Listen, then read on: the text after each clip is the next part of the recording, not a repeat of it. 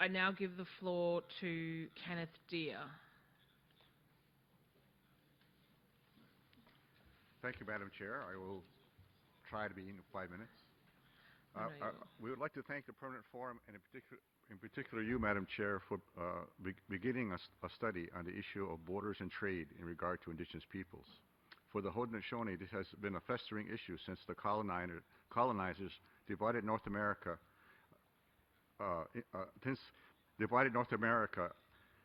with a 400-mile line through our homelands. Borders have an impact on our identity, culture, marriage, travel, economy, and politics, to name a few. We remind everyone that cross-border rights are affirmed in Article 36 of the UN Declaration on the Rights of Indigenous Peoples. There's a community in Mohawk Territory where the border runs right through, with one part in Canada and one part in the United States, with parts in Quebec, Ontario, and New York State. It is a complex situation with 5 different jurisdictions imposing on the jurisdiction of the Mohawks themselves for a total of 6 jurisdictions.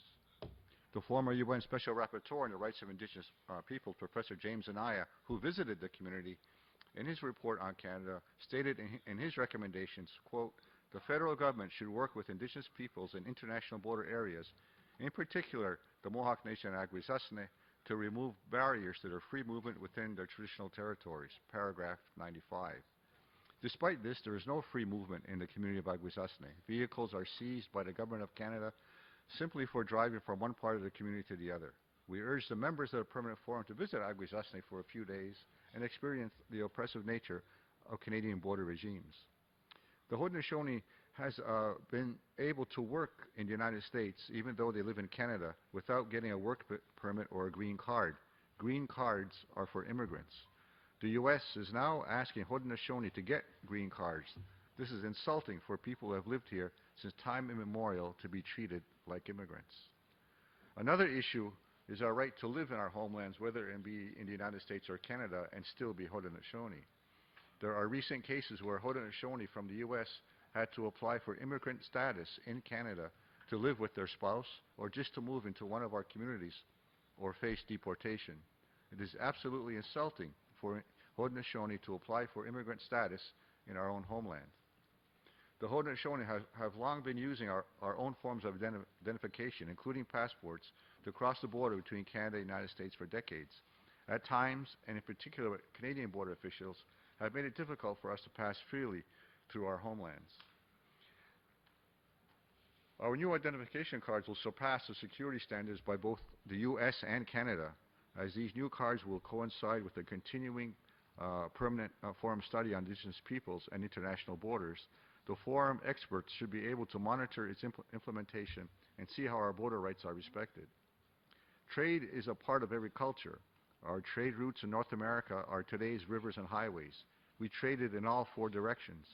After European contact, we were heavily involved in the fur trade, exploration, logging, entertainment, high steel construction, and other economic activities.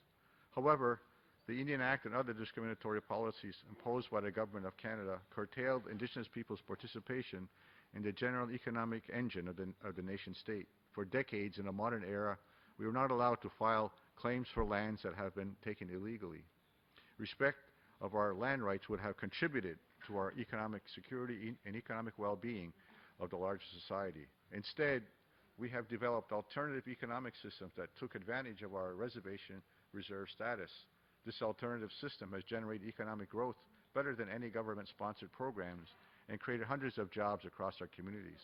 We are not talking here of drug trade or human trafficking, which we oppose. Products like tobacco, which is part of our heritage, has been reducing poverty in our communities for decades. Poverty reduction is one of the Millennium Development Goals. The North-South trade in these commodities is just an extension of the trade routes that the Haudenosaunee have used for centuries. It is part of our history and our culture. Free trade is not something new to us. The UN Declaration includes state responsibilities to ensure implementation of our rights as Haudenosaunee. The imposed border between Canada and the United States cannot impair our right to self-determination. We offer the following recommendations. 1, that the Permanent Forum continue its study on Indigenous peoples and borders to look into the area of cross-border trade and its effectiveness in reducing poverty and meeting the Millennium Development Goals and the post-2015 Sustainable Development Goals. 2, the Permanent Forum, when continuing its study on Indigenous peoples and borders, take a special interest in the Haudenosaunee's ongoing efforts to have free access to its homelands in North America. 3, that the Permanent Forum investigate policies and legislation that treat Indigenous peoples like immigrants in their own homelands caused by international borders. In closing, the Haudenosaunee offers its full cooperation in this study. Thank you, Madam Chair.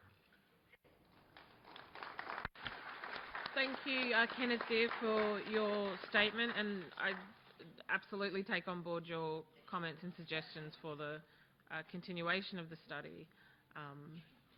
And I thank you for your statement. If you could just email that to me, I can take that forward.